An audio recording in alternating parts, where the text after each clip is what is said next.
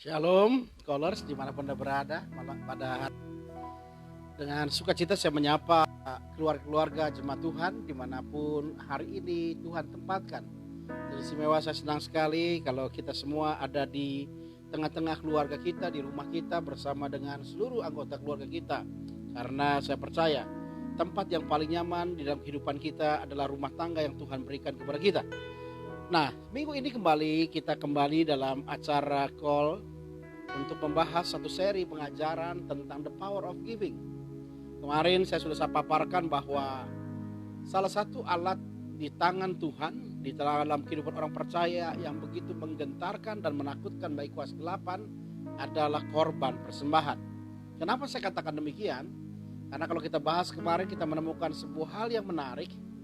Ketika iblis berusaha memporak-porandakan imannya seorang bernama Ayub, orang yang saleh, takut akan Tuhan dan menjauhi kejahatan ini, maka yang dia hancurkan pertama adalah kambing domba, ternak, lembu sapinya. Kenapa? Ini menjadi target utama, target yang pertama diserang oleh iblis. Karena kalau kita melihat strategi peperangan yang kita miliki, misalnya kita berperang dengan negara lain, maka saya percaya untuk memenangkan peperangan dalam waktu yang cepat adalah bagaimana kita menghancurkan terlebih dahulu instalasi tempur musuh. Sebab kalau target kita hanya menghancurkan kepalanya atau presidennya atau pemimpinnya, maka pemimpin mati bisa melahirkan pemimpin. Tapi ketika infrastruktur alat tempurnya hancur, maka mereka sulit untuk melawan. Dan oleh sebab itu, iblis mengambil analogi itu juga untuk menyerang dan menghancurkan orang yang bernama Ayub ini, menghancurkan kambing, ternak, lembu sapinya, sehingga ketika semuanya habis, Ayub tidak bisa lagi membangun keintiman dengan Tuhan lewat korban yang dia berikan. Artinya kita mesti sadar kenapa tema kita disebut the power of giving, karena ternyata memberi korban, persembahan, persepuluhan, apapun itu namanya, itu bukan sebuah hanya ritual belaka dalam gereja. Itu bukannya salah satu pelengkap sebuah ibadah, tetapi mengandung sebuah kedahsyatan yang luar biasa. Kemarin kita menemukan sebuah perkara yang hebat. Pada pemerintahan Salomo menjadi raja orang atas Israel, yang menarik adalah Salomo dikatakan menguasai bangsa-bangsa dari sungai Efrat sampai kepada perbatasan bangsa Filistin, perbatasan sampai ke Mesir. Padahal ketika saya belajar sejarah Alkitab, saya menemukan hal yang menarik. Dosen saya mengatakan hebatnya Salomo ketika memerintah Israel, tidak pernah satu kali pun dia berperang. Artinya selama 40 tahun negeri ini tidak pernah berperang, tidak pernah invasi menaklukkan bangsa-bangsa, tetapi betapa hebatnya dia bisa menguasai banyak bangsa. Artinya kita mesti percaya hari ini, sekalipun Israel bangsa yang kecil, dia diberikan otoritas yang besar. Jadi gereja sekali lagi bukan menurut ukuran, doesn't matter about measure ya, bukan berdasarkan ukuran. Gereja harus berotoritas. Dan salah satunya adalah ketika Tuhan percayakan Salomo menjadi orang yang dikenan Allah. Kenapa? Karena Salomo itu dikenan Allah dengan luar biasa sehingga dia diberi hikmat, dan hikmat inilah yang mampu membuat dia menaklukkan bangsa-bangsa. Hikmat itu dia peroleh ketika Tuhan menjumpai dia pada malam hari dan Tuhan meminta, bertanya, bandingkan, ini konsekuensi yang terbalik. Biasanya doa kita yang minta kepada Tuhan, mengajukan penawaran, mengajukan proposal. Ini sebaliknya kepada Salomo, Tuhan yang memberikan penawaran, apa yang kau minta daripadaku? Bayangkan, artinya Salomo diberikan sebuah cek kosong oleh Tuhan, tinggal isi saja isinya, maka sebesar apa yang dia isi, itu uang itu akan keluar. Apa yang diminta Salomo, itu akan Tuhan kerjakan dalam kehidupan Salomo. Tetapi Salomo dikatakan dia meminta hikmat dan pengertian. Artinya hikmat dan pengertian ini diberikan Tuhan kepada Salomo sebagai bentuk sebuah perkenanan Tuhan kepada Salomo. Nah, kalau menariknya begini, kenapa Salomo mendapat perkenanan Tuhan? Karena ternyata perhatikan, poin yang pertama kemarin kita menemukan Salomo adalah seorang radical giver, pemberi yang radikal. Ketika Tuhan menjumpai dia pada malam hari dan bertanya apa yang dia minta kepada Tuhan, itu peristiwa pagi harinya Salomo baru mempersembahkan 1000 korban bakaran. Coba bayangkan korban bakaran itu minimal kambing, kalau enggak lembu atau sapi. Kalau kambing itu harganya 2 juta, dia persembahkan 1000 korban, itu 2 miliar korban yang dibakar. Kalau yang dikorbankan adalah lembu dengan harga minimal 10 juta, maka yang dikorbankan adalah 10 miliar. Saudara bisa bayangkan, Salomo adalah pemberi yang radikal. Itulah sebabnya Tuhan memberikan otoritas yang hebat. Pengalaman yang kedua Salomo kerjakan ketika dia memiliki hati yang radikal dengan Tuhan. Ketika selesai dia bangun bait Allah, di hadapan seluruh bangsa Israel, Tuhan hadir mentahbiskan, menguduskan bait Allah yang dibangun Salomo. Dengan cara apa? Dengan cara yang spektakuler. Allah mengirim api dari langit, memakan habis semua korban bakaran. Berapa korban yang dipersembahkan? 122.000 ekor lembu dan 22.000 ekor sapi. Saudara bisa bayangkan, jikalau itu dihitung-hitung kemarin hampir 0,5 triliun yang dipersembahkan Salomo. Itulah sebabnya Tuhan berkenan pada Salomo dan Tuhan memberikan otoritas menguasai bangsa-bangsa. Jadi lihat ketika Salomo membangun gaya hidupnya, memiliki hati yang memberi, radical giver, Tuhan berkenan kepada Salomo. Bahkan dalam Ulangan 15, kalau kita gereja mau menjadi kuat, Alkitab berikan catatan, orang Israel pada masa itu dibuat sebuah program oleh Tuhan, skema yang luar biasa, tahun Sabat. Jadi orang-orang yang hidup dalam tahun Sabat itu lepaskan hutang bagi orang yang berhutang kepada mereka. Tahun Sabat itu menjadi tahun di mana mereka mendapatkan berkat yang luar biasa. Nah, oleh sebab itu maka kita menemukan sebuah kebenaran yang menarik. Kebenaran yang menarik bahwa yang pertama, the power of giving adalah membuat gereja berotoritas. Ya. Nah, hari ini kita akan bahas yang kedua, bagaimana persembahan korban itu berkenan kepada Allah dan membuat Tuhan mengikat perjanjian di atas korban persembahan itu. Coba kita lihat Alkitab kita, Kejadian pasal 31 mulai ayat 3 sampai ayat yang ke-8, ayat yang ke-9 ya. Perhatikan, kita lihat dalam Kejadian 31 ayat yang ke-3 sampai ayat yang ke-9.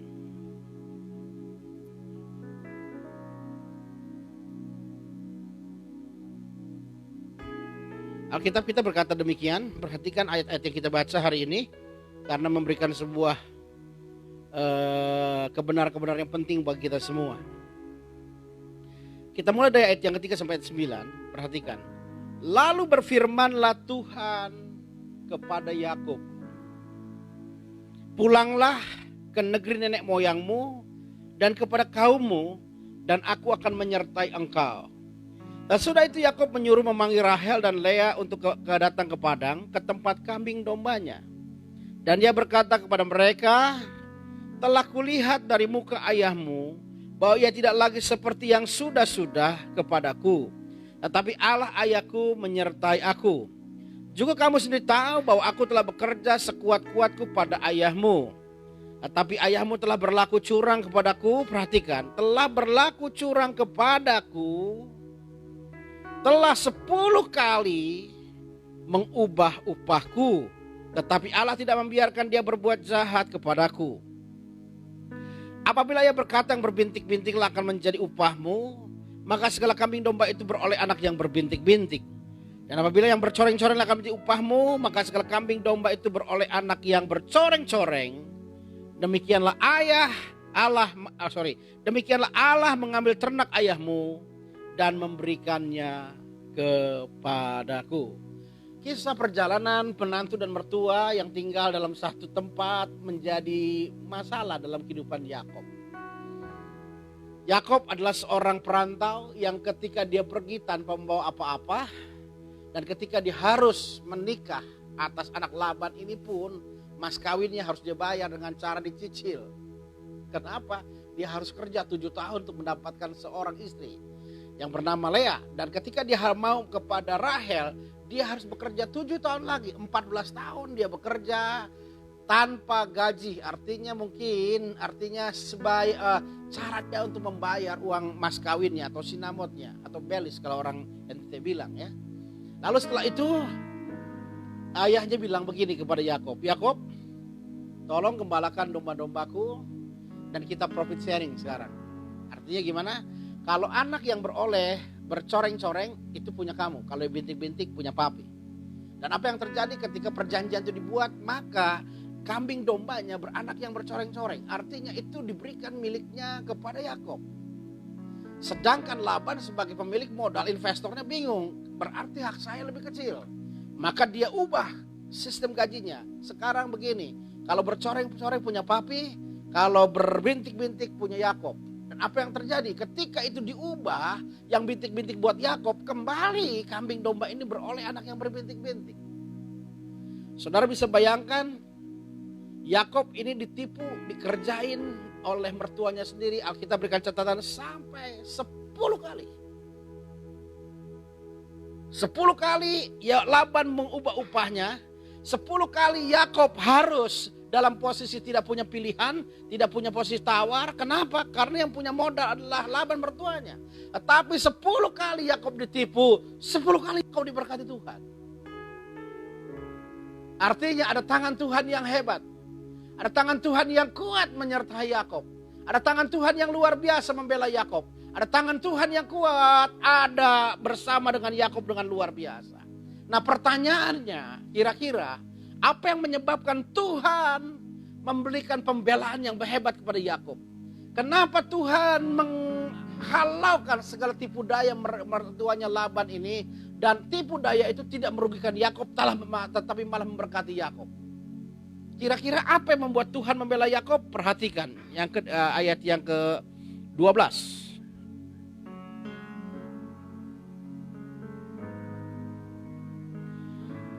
dan 13, perhatikan. Lalu Allah berfirman, angkatlah mukamu dan lihatlah bahwa segala jantan yang menjantani kambing domba itu bercoreng-coreng, berbintik-bintik dan berbelang-belang, sebab telah kulihat semua yang dilakukan oleh Laban itu kepadamu. Perhatikan ayat 13. Akulah Allah yang di Betel itu, di mana engkau mengurapi tugu, perhatikan, dan di mana engkau bernasar kepadaku. Maka sekarang bersiaplah engkau, pergilah dari negeri ini dan pulanglah ke negeri sanak saudaramu. Lihat ayat 13-nya, pembelaan Tuhan kepada Yakob dikatakan karena Yakob telah mengurapi tugu di Betel. Dan dikatakan dalam ayat 13 yang sama, Yakob mengucapkan nasar kepada Allah. Artinya nasar sebuah perjanjian yang dibangun antara Yakob dengan Tuhan. Nah pertanyaannya, nasar seperti apakah yang diucapkan Yakob yang menjadi perjanjian dengan Tuhan yang diucapkan ketika di Betel? Itulah yang menyebabkan pembelaan Tuhan. Itulah menyebabkan Yakob diluputkan dari rancangan Laban mertuanya yang jahat sampai 10 kali. Kira-kira nasar tentang apa yang diucapkan Yakob sehingga itu dipegang Tuhan sebagai sebuah perjanjian yang hebat? Kita lihat Kejadian pasal 28 ayat 16.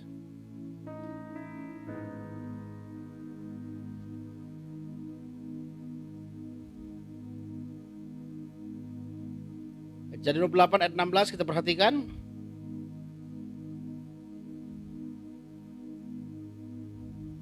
Sampai ayat yang ke-20. Kejadian pasal yang ke-28 ayat 16 sampai 20 dikatakan demikian firman Tuhan. Ketika Yakob bangun dari tidurnya, berkatalah ia, sesungguhnya Tuhan ada di tempat ini dan aku tidak mengetahuinya. Ia takut dan berkata, alangkah dahsyatnya tempat ini. Ini tidak lain dari rumah Allah. Ini pintu gerbang sorga. Keesokan harinya pagi-pagi Yakob mengambil batu yang dipakainya menjadi sebagai alas kepala, dan mendirikan itu menjadi tugu dan menuangkan minyak ke atasnya. Ia menamai tempat itu Bet-El, artinya rumah Tuhan. Dahulu nama kota itu Luz, ayat 20-nya. Perhatikan. Lalu bernasarlah Yakub, jika Allah akan menyertai dan melindungi aku di jalan yang kutempuh ini, memberikan kepadaku roti untuk dimakan dan pakaian untuk dipakai. Ayat 21-nya tambahkan. Sehingga aku selamat kembali ke rumah ayahku, maka Tuhan akan menjadi Allahku. Ayat 22-nya. Dan batu yang kudirikan sebagai tugu ini akan menjadi rumah Allah. Perhatikan kalimat yang terakhir ini. Dari segala sesuatu yang engkau berikan kepadaku, selalu ku persembahkan 1/10 kepada Tuhan. Ternyata nasarnya yang pertama adalah menjadikan Tuhan sebagai juru selamat kehidupannya. Dia menjadikan Allah Yahweh menjadi Allah dalam hidupnya. Dan yang kedua, nasar daripada Yakub dalam ayat yang ke-22 dikatakan demikian. Dari segala sesuatu yang engkau berikan kepadaku, selalu ku persembahkan 1/10 kepadamu. Ternyata nasar ketika dia memberikan persepuluhan kepada Tuhan, itulah yang Tuhan pegang sebagai perjanjian. Itulah yang menyebabkan Allah melakukan pembelaan, menyelamatkan Yakub dari rancangan yang jahat mertuanya, mengubah upahnya sampai 10 kali. Perjanjian Tuhan lewat persembahan atau korban atau persepuluhan ini menjadi ikatan perjanjian kita dengan Tuhan hari ini. Maksudnya seperti apakah kalau kita permudah dengan bahasa yang kita mudah, dengan ilustrasi yang mudah untuk menjelaskan tentang perjanjian keuangan dengan Tuhan seperti ini. Misalnya begini. Kalau kita punya rumah, di sebelah rumah kita ada tanah kosong, kapling kosong. Dan tanah itu bukan milik kita. Lalu adalah penggarap yang menanam singkong atau menanam kacang panjang atau menanam apapun di situ. Di tanah sebelah rumah kita yang bukan milik kita. Pertanyaan saya adalah, bolehkah kita melarang orang itu menggarap tanah di situ? Boleh nggak? Kalau kita bilang boleh, pertanyaan saya, apa alasannya saudara memperbolehkan? Kalau bilang tidak, apa alasannya saudara tidak memperbolehkan? Saya percaya kita lebih cenderung akan bilang boleh. Sebab kalau kita bilang tidak boleh, maka orang akan bertanya, apa hak kita untuk melarang orang menggarap tanah di sebelah rumah kita, di mana tanah itu bukan milik kita. Maka kalau penggarap itu kita marahin, dia bisa bilang, Pak, tanah ini bukan milik Bapak. Apa hak Bapak marah kepada saya, melarang saya untuk menggarap tanah ini? Nah sama, ketika kita memiliki harta kekayaan, milik kita bukan miliknya Tuhan. Ketika iblis memporak-porandakan harta kekayaan kita, maka Tuhan tidak berhak membela kita. Kenapa? Karena itu kekayaan harta milik kita. Tetapi ketika kita memberi persembahan kepada Allah, artinya kita secara simbolis dan secara iman menyatakan ini adalah milik Tuhan, sehingga kita kembalikan kepada Tuhan, yang salah satunya bentuknya persepuluhan itu. Maka secara otomatis apa yang kita berikan kepada Tuhan itu miliknya Tuhan, maka apa yang kita miliki juga miliknya Tuhan. Nah sekarang ilustrasi tadi saya cerita ulang lagi. Kalau tanah yang sebelah tanah kosong itu milik kita, lalu ada penggarap di tanah itu, kita berhak melarangnya atau tidak? Saya percaya boleh. Kenapa? Karena itu milik kita.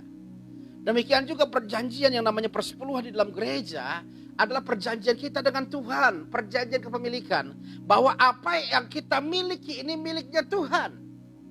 Maka kalau itu miliknya Tuhan, Tuhan punya hak untuk membela, Tuhan punya hak untuk melarang bagi siapa yang berusaha menjadi belalang pelahap yang menghancurkan harta kekayaan kita. Itulah sebabnya Yakub dibela Tuhan. Yakub luput daripada rancangan iblis yang jahat, rancangan mertuanya yang jahat yang bernama Laban yang mengubah upahnya sampai 10 kali. Yakub tidak dirugikan. Semakin jahat mengerjakannya, Tuhan memberikan pembelaan yang luar biasa. Hari ini kita menemukan sebuah kebenaran yang penting mengenai korban persembahan. Persembahan kita, persepuluhan kita adalah sebuah perjanjian ikatan kita dengan Tuhan. Itulah sebabnya iblis berusaha memutuskan ikat perjanjian dengan cara apa? Membuat anak-anak Tuhan dalam kesusahan sehingga tidak berani lagi dengan iman memberi persembahan kepada Tuhan, memberi korban kepada Tuhan, memberi persepuluhan kepada Tuhan. Padahal ketika kita masuk dalam perjanjian dengan Tuhan, harta kita adalah milik Tuhan, maka Tuhan berhak menghardik rancangan iblis yang jahat yang berusaha menghancurkan harta kekayaan kita. Jadi hari ini kita menemukan sebuah kebenaran yang penting sekali. Selain pada persembahan korban kita, persepuluhan kita adalah sebuah bentuk kita mendapatkan otoritas yang besar dari Tuhan seperti Salomo.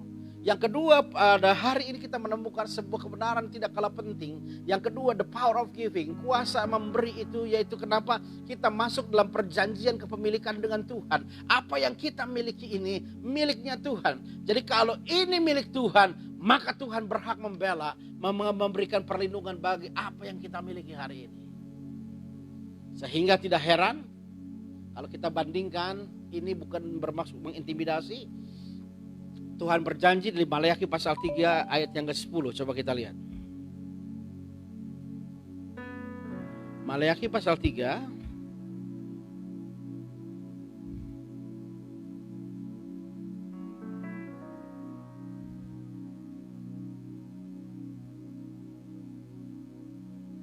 Maleakhi pasal 3 ayat 10 dan 11.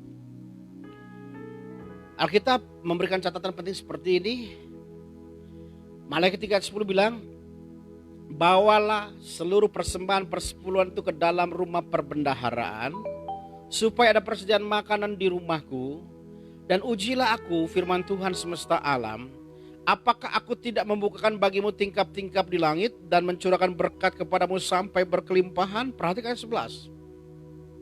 Aku akan menghardik bagimu belalang pelahap, supaya jangan dihabisinya hasil tanahmu, dan supaya jangan pohon anggur di padang tidak berbuah, firman Tuhan semesta alam.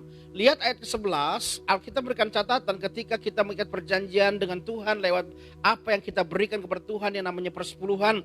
Tuhan bilang, aku akan menghardik bagimu belalang pelahap. Kenapa Allah menghardik belalang pelahap? Karena secara iman kita memberikan catatan, apa yang kita miliki hari ini, apa yang kita dapatkan dari pekerjaan ini adalah berkat Tuhan dan miliknya Tuhan. Jadi artinya Tuhanlah yang akan memberikan pembelaan dalam kehidupan kita. Oleh sebab itu mari anak-anak Tuhan, kekasih-kasih Tuhan, hari ini kita sadari sebuah kebenaran yang penting yang kita peroleh dari pelajaran kita hari yang kedua ini. Bahwa memberi korban persembahan itu sebuah kekuatan, kedahsyatan, kuasa Allah yang hebat dalam kehidupan kita. Yang pertama, kemarin kisah Salomo memberikan catatan kepada kita ketika dia memiliki the heart of giving, hati yang memberi, roh yang begitu murah hati dengan Tuhan, maka Tuhan berikan otoritas sehingga Salomo bisa memerintah banyak bangsa. Yang kedua, hari ini kita menemukan sebuah kebenaran yang tidak kalah luar biasanya buat anak-anak Tuhan, bahwa ketika kita memberi persembahan kepada Allah, korban persembahan kepada Bapa di sorga, ke persepuluhan kepada Tuhan, ini adalah sebuah perjanjian, covenant antara kita dengan Tuhan. Artinya apa? Artinya apa yang kita pegang hari ini adalah miliknya Tuhan, kepunyaan Tuhan. Sehingga kalau ada orang iblis yang mau menghancurkan miliknya Tuhan ini, maka Tuhan sendiri akan melakukan pembelaan. Tuhan sendiri akan menghardik bagimu belalang pelahap, supaya jangan dihabisi tanahmu, dan supaya jangan pohon anggur di padang tidak berbuah bagimu. Jadi hari ini saudara-saudara yang terkasih dalam nama Tuhan Yesus Kristus, saya rindu Colors dimanapun Anda berada hari ini, kita adalah orang-orang the man of covenant, manusia perjanjian dengan Tuhan. Salah satunya adalah bagaimana kita membangun perjanjian dengan Tuhan lewat perjanjian persembahan dan korban ini. Bayangkan 10 kali Laban dengan otoritasnya, Laban dengan kekuasaannya, Laban dengan segala apa yang dia mau. Dia menipu menantunya sendiri, dia ngerjain menantunya sendiri. Dia mau membuat Yakub hanya bekerja keras tapi tidak mendapatkan apa-apa. Tetapi apa yang terjadi? Ketika dia memberikan 1/10 dari apa yang dia miliki, apa yang terjadi? Perjanjian Tuhan dengan Yakub berlaku. Tuhan bilang, Tuhan mengingat nasar yang diucapkan Yakub ketika di Betel, yaitu memberi 1/10 dari apa yang dia miliki. Oleh sebab itu hari ini kekasih-kasih Tuhan, saya sebagai gembala mengajarkan hari ini tentang the power of giving, karena saya rindu kita mengalami the power of giving dalam hidup kita. pembelaan Tuhan, pemeliharaan Tuhan yang hebat dan sempurna. Mungkin ada pertanyaan dalam diri kita, kok saya sudah memberi persepuluhan, memberi korban kepada Allah, kok bisa juga mengalami kecelakaan dalam hal finansial? Saudara ingat pengalaman Nuh, dia memberi korban kepada Allah, Ayub, dia memberi korban kepada Allah, dia membakar korban setiap keluarganya mengadakan pesta dan hartanya dihabisi. Tapi Alkitab berikan catatan penting di Ayub pasal 42, bagaimana Tuhan menggantinya 2 kali lipat dari apa yang dia miliki yang dihancurkan iblis. Artinya sekali lagi, kalau saudara mau berkat dalam kehidupanmu menjadi berkat yang Tuhan nyatakan, yang Tuhan berikan, maka hiduplah dalam kuasa perjanjian dengan Tuhan, salah satunya lewat persepuluhan. Amin buat teman Tuhan. Mari kita tundukkan kepala.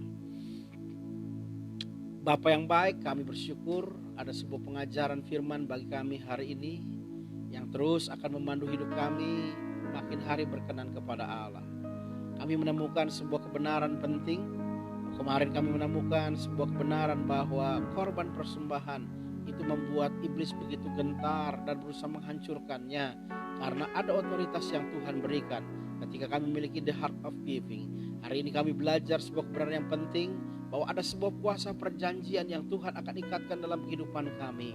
Ketika kami hidup dalam kuasa perjanjian lewat persepuluhan ini, ada perlindungan, ada pembelaan, maka Tuhan akan menghardik belalang pelahap yang akan menghancurkan berkat dalam kehidupan kami. Hamba berdoa hari ini setiap jemaat Tuhan ada dalam kuasa perjanjian dengan Tuhan, sehingga Tuhan ada dan berperkara di tengah-tengah hidup mereka. Terima kasih Bapak, terima kasih. Kami percaya malam ada hari ini anugerah Tuhan limpah dalam kehidupan kami. Hanya di dalam nama Tuhan Yesus Kristus kami bersyukur, kami berdoa. Haleluya. Amin. Jangan lupa sebentar malam kita ketemu dengan call malam, kita online lagi malam bersama dengan Pak Pendeta Tri Yuliarso. Dan besok sesi tentang the power of giving masih kita berjumpa dalam jam 12 siang. Kamis kita tidak ada live streaming karena kita ada live streaming ibadah kenaikan Tuhan Yesus jam 8 dan jam 10 ya. Nanti Jumat yang akan menyampaikan sharing firman Tuhan the power of giving nanti Bapak Pendeta Muda Dr. Tony Tanwijaya.